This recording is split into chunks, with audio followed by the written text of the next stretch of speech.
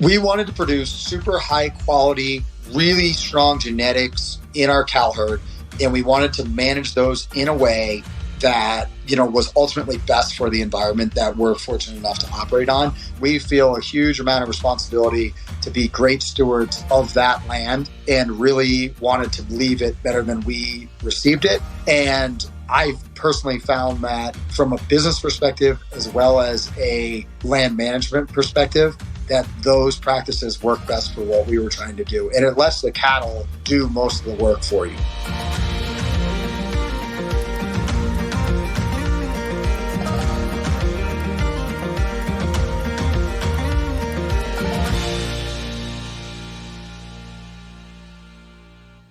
I'm Connor Gaughan, and this is Consensus in Conversation.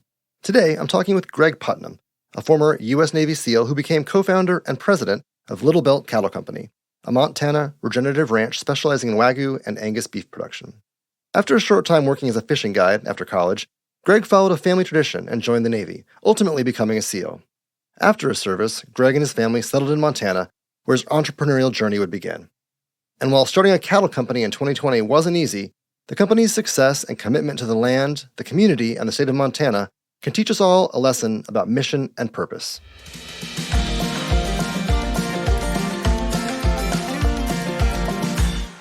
All right, Greg, thanks so much for joining us today. Super excited to have you. Thank you for having me. I appreciate being here. So let's start at the beginning. Give us a little bit about yourself. Tell us a little about growing up. Like what kind of stuff were you into? What did you do for fun?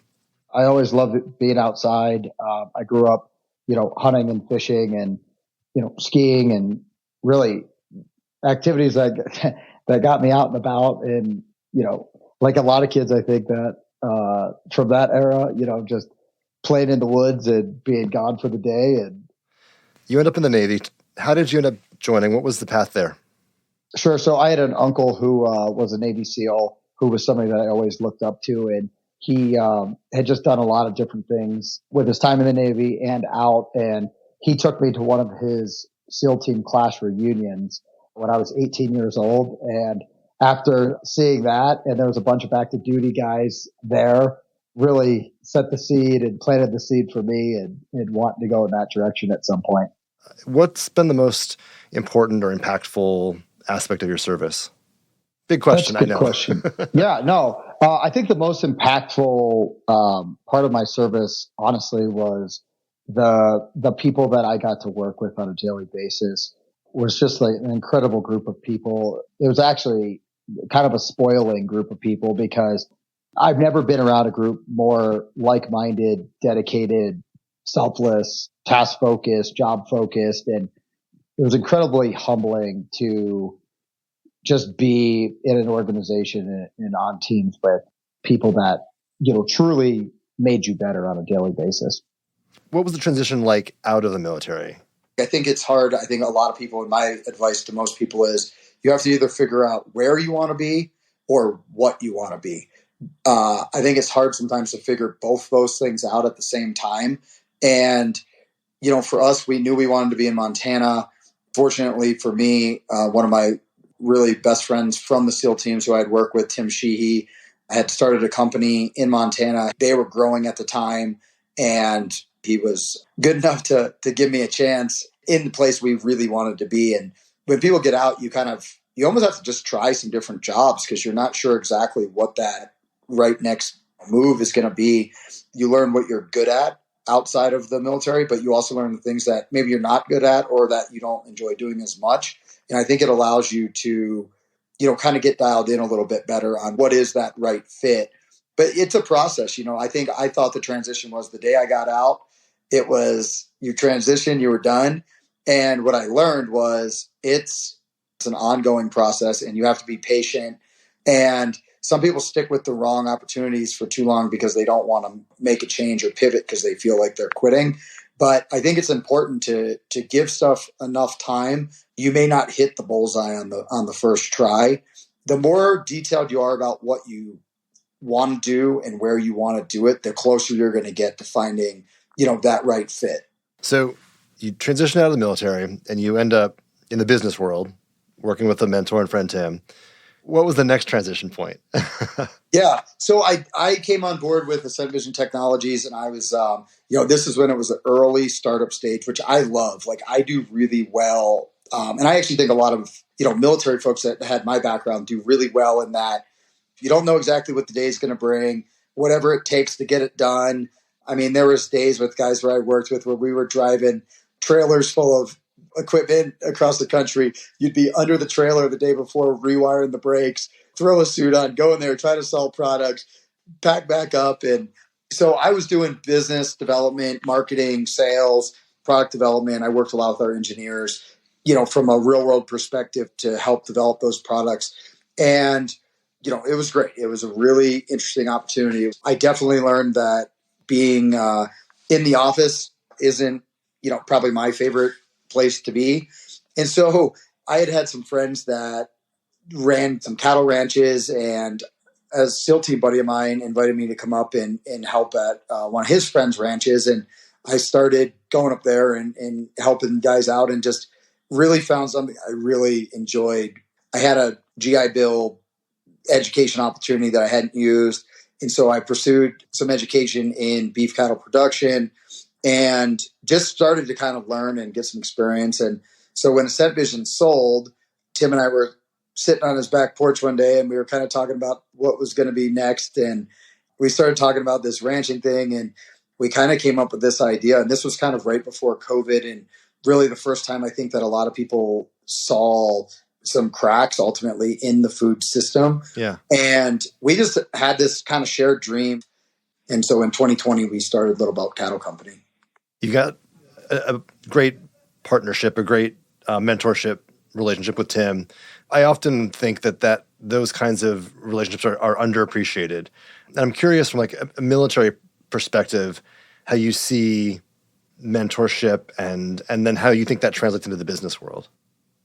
I think what makes Tim and my partnership really, really good is we have an ability to be honest with each other, especially on things that maybe problems or that aren't going well. And I think a lot of that comes from kind of the debrief procedures that we were very used to doing, where there really wasn't rank. It was kind of an open conversation about, hey, how did it go? What went well? What didn't go so good? And what we learned or could have done better.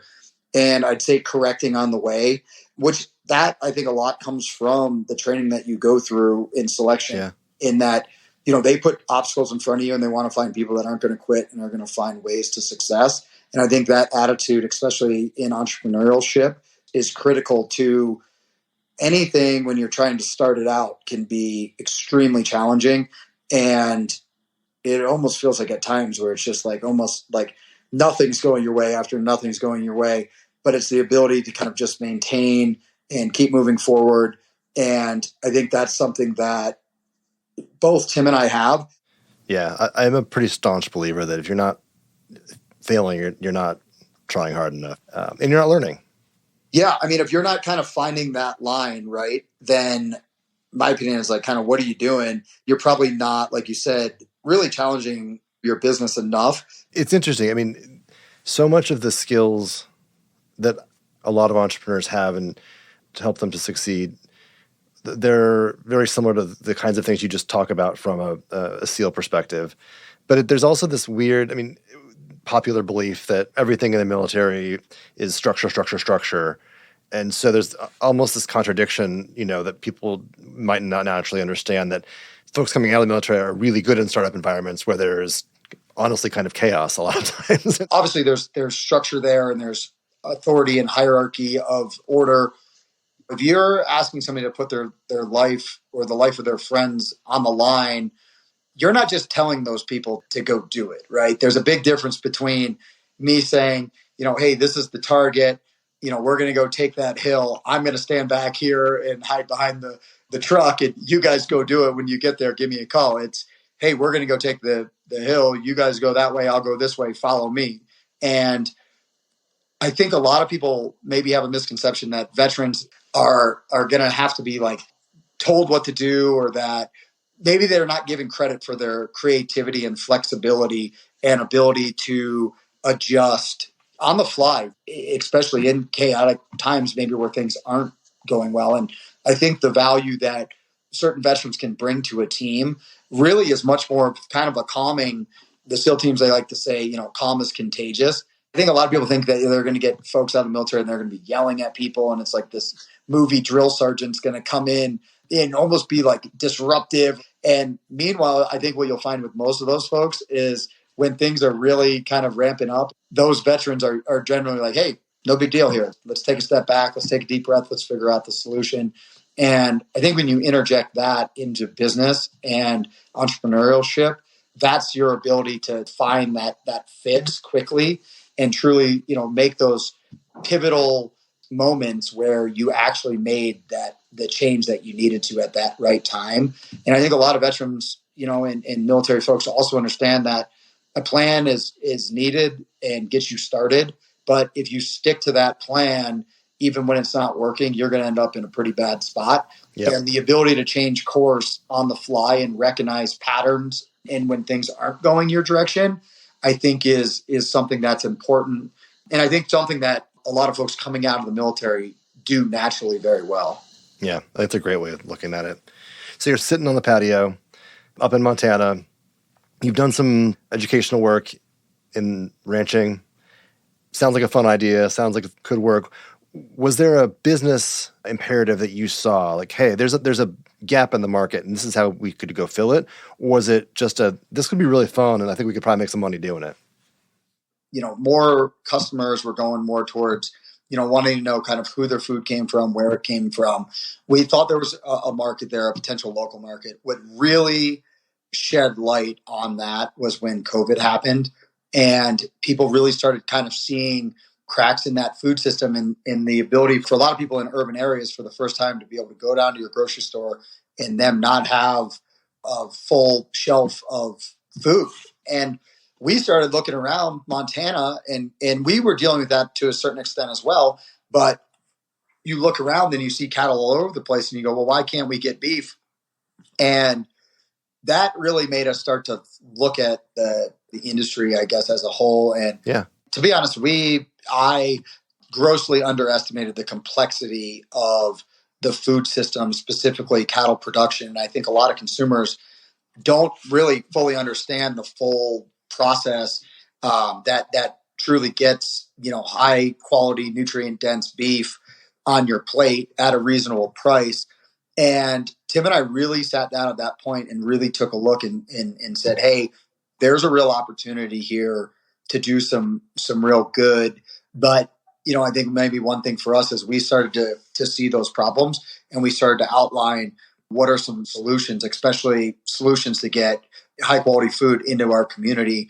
And that was a big driving factor in truly wanting to take beef cattle from start to finish and really control that entire process to really do it in a way that we thought was right and was a way that really brought true value kind of to the customers that support Little Belt Cattle Company. In an elevator pitch style way, how would you actually describe Little Belt? Yeah, Little Belt Cattle Company is 100% Montana beef from start to finish. Everything's done here in Montana for local community and America. I mean, for those of us who have never actually done it, I'm curious what it's like to buy livestock for the first time. It is very challenging. Luckily for me, our business partner and mentor and friend, Turk Stovall, who has been doing this from 5 generations of ranching, he really helped us, worked with us to identify what we were trying to do and what was the best way to do that. And, truly was integral in those first purchases because, it's like buying real estate. If you don't get them bought at the right price and getting the right stock into your program, you make decisions that you truly don't see the full outcomes from, sometimes for 12, 24 months or longer. Sure. It was extremely important to have his help in getting the right cattle bought to get us started on the right foot. What's the kind of metric that you look at now? How many cattle do you have under management, or is it acres, or what's the kind of way that you guys judge your growth and your size today? Truly the acres that you have to operate on will dictate the number of cattle that you have. And those acres could be acres you own. They could be, state ground that you lease. They could be Forest Service ground that you would lease from the federal government. They could be, private acres that you lease. And the amount of grass or feed that you have available is ultimately going to dictate how many cattle that you're able to run and what that cattle program is going to look like. Different places, if you went from Montana down to Nebraska, the units of cattle per acre are going to be very different, and different ranches are good at different things. So we've really tried to identify, between our partnership with Turk and his family and what we have under our management, we've tried to identify what's the right ground for the right age class of cattle and the right numbers of cattle. So you really could do it both ways. I was just curious, how you think about your growth. How would you kind of define it today? It's like anything, right? I think it's easy to look at it and kind of see people, on their way up the mountain and go oh, look, but it's been a very stair-stepped approach that has happened through a lot of work and has happened through identifying kind of what works right for us. And so as we've increased in acres, we've also increased in the number of cattle, but we've fluctuated our age classes of cattle. And so the way that we're able to actually keep cattle that we produce ourselves in that system is basically, that cow has a calf and then, stays with that cow for a certain amount of time, gets weaned off that cow, then learns to be on their own. And we keep those groups of calves and they actually come back to the ranch as what you would call, a yearling. As we've increased in our size, it's only really allowed us to kind of maintain and retain those cattle. And so we'll actually be running cow-calf pairs and yearlings of cattle that we produce or that, partners of ours produce. Not every acre ad is the same. When you look at cattle, if you're keeping cow-calf pairs, for instance, those cattle then are being fed hay that you're either producing off of that ground or that you're buying. That's what you're feeding them over the winter. So you might have a hay base that only supports a certain number of cattle, but you might increase in some acreage that doesn't have any hay ground. And so as we've increased that acreage, we've identified what that acreage would be used for best, and we've put the right number and the right age class of cattle on that ground. How would you look at your lack of experience as an asset when it came to getting this started? Probably more people when I started actually saying to people that this is what we're going to do, told us that, oh, this is a terrible idea. It's never going to work. You'll never make it. And for me, I kind of take that and go, I have a little bit of all right, we'll see. I think one of the biggest advantages that we have is that we were able to look at all these awesome multi-generational legacy ranches and outfits and really take the stuff that they thought or we thought they did great. And we were able to kind of put all of those together into ultimately the kind of the program that we built.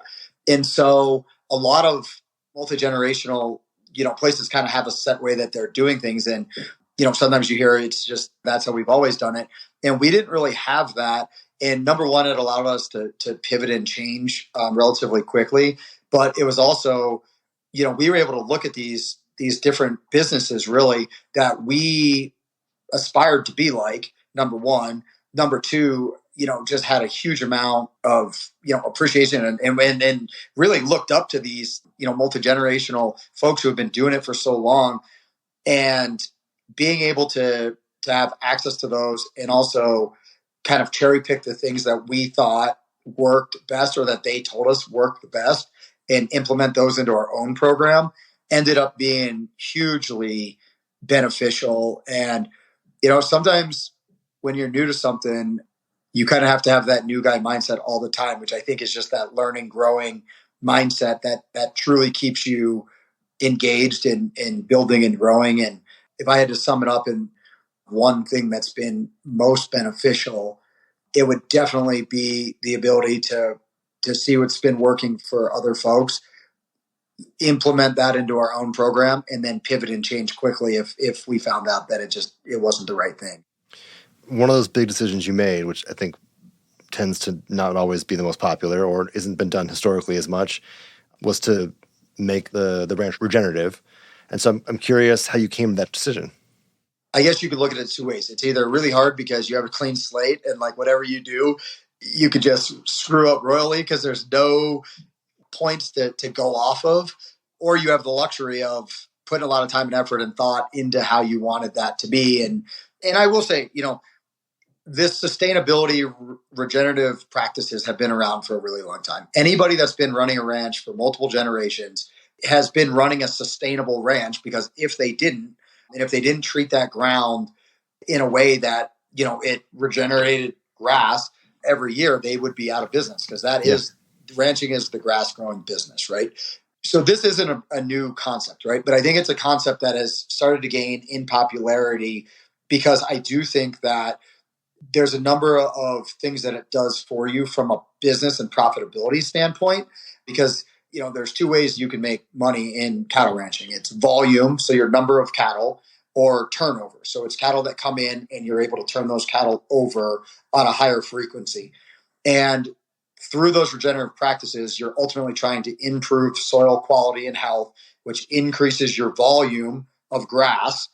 So if you have more grass in volume, that allows me to run more cattle, which gets my volume up, which allows me to be more profitable.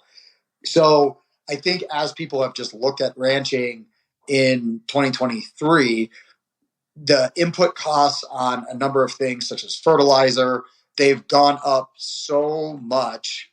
The revenue hasn't matched that. We wanted to produce super high quality, really strong genetics in our cow herd, and we wanted to manage those in a way that was ultimately best for the environment that we're fortunate enough to operate on. Another big thing was we put 3 properties together, one of which was, I would call it undergrazed, one of which was extremely overgrazed, and the other was managed pretty well. And so I had to come up with a grazing plan that basically, leveled those 3 places out. And so every acre we had couldn't be treated the same. And as we looked at how do we get them kind of back on the same, we wanted it to look much more uniform than it did. Yeah. And just through the research and reading, and I found that those practices probably would work best for us to utilize the cattle that were already grazing to also increase the soil quality, which would also increase the grassland. The biggest thing was we feel a huge amount of responsibility to be great stewards of that land, and really wanted to leave it better than we received it. And I've personally found that from a business perspective, as well as a land management perspective, that those practices work best for what we were trying to do. And it lets the cattle do most of the work for you. Yeah. I'm curious, kind of just taking even a half step back, like what does kind of sustainability mean? You talk about leaving the land better than, when you inherited it, but how do you think about that kind of in your day to day? When you look at, again, being able to pass things down from generation or year to year, or however you want to look at it, if there's nothing to pass down, you haven't been that sustainable, right? When you look at the folks that have had 5, 6 generations, the folks that had it before them clearly had sustainability in mind, and were practicing, things that were using that ground to the best of its ability, or they wouldn't have had it. Yeah. So you're a few years under your belt now in, this critical giant economic sector, agriculture, but one that maybe doesn't get all the attention it deserves, given its size and its importance to all of us. I'm curious what you wish more Americans knew and understood about American agriculture, about American farms, about American ranches. Sure. Agriculture it's a group of highly dedicated professionals that, similar to the military, it's a very small, it's like 1%, I think, of people join the military and provide security for the rest of the citizens. It's a, very small percentage of Americans and people in the world that produce food that goes into the system to feed everybody else. And I think food security is national security. And I think America has one of the greatest food systems in the world. And it's one of the things that makes America the greatest country in the world.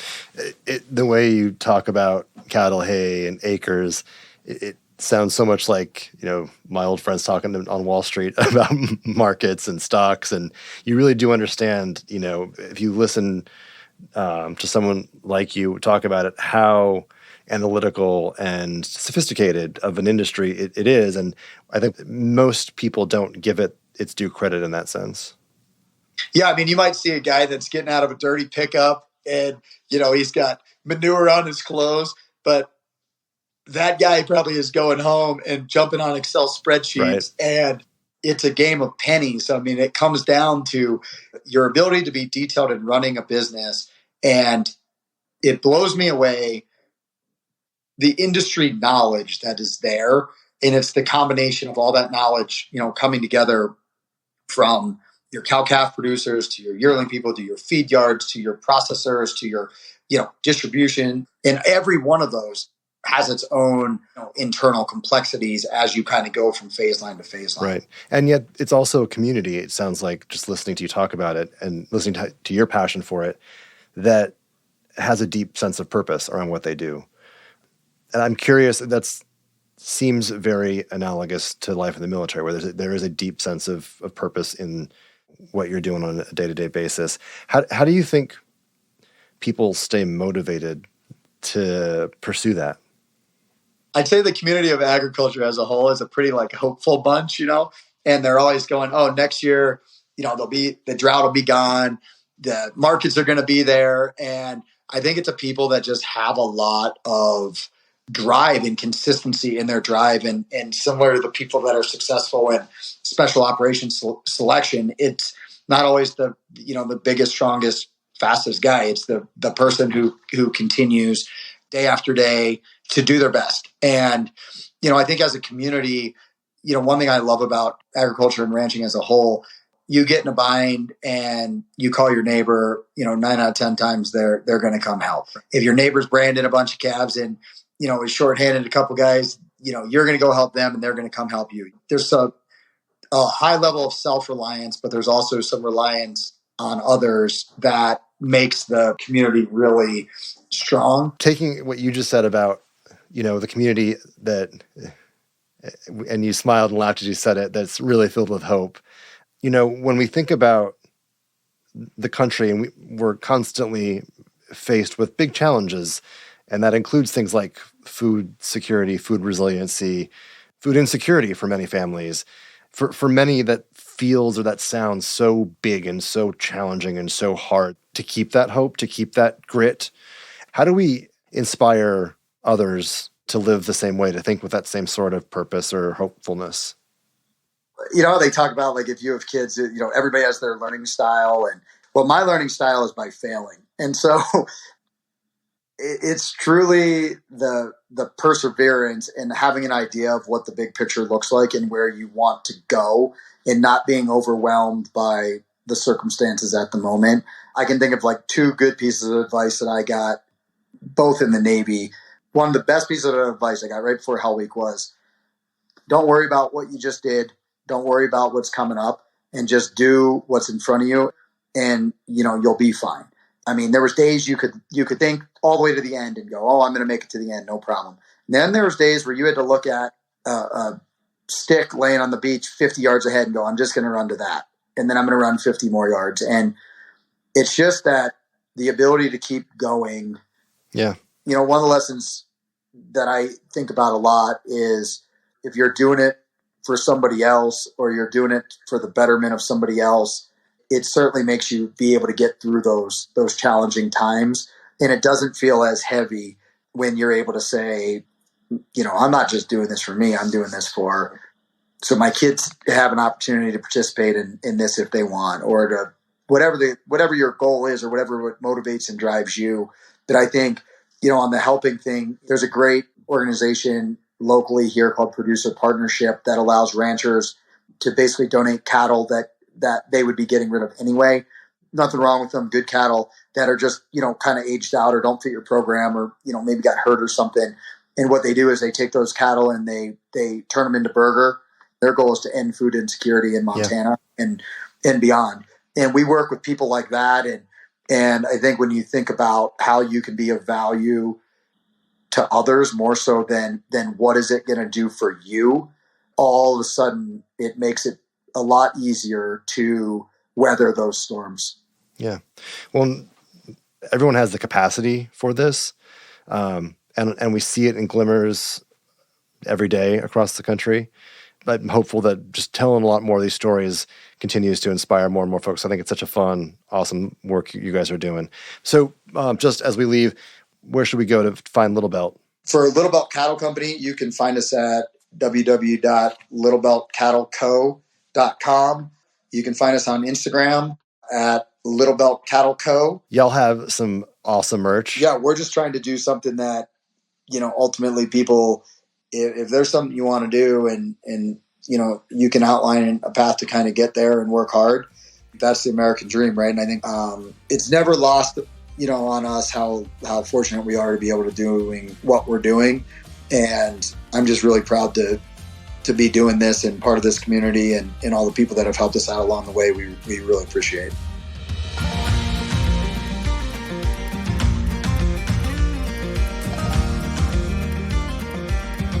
Thanks to Greg for the conversation. Consensus in Conversation is hosted by me, Connor Gaughan. The episode is produced by Will Gatchell and Chandler Bramstead. Executive produced by me with editing from Reasonable Volume. Special thanks to Consensus Creative Director Kate Tucker and strategist Patrick Gallagher. Don't forget to like and subscribe on your favorite podcast platform, and we'll see you next week.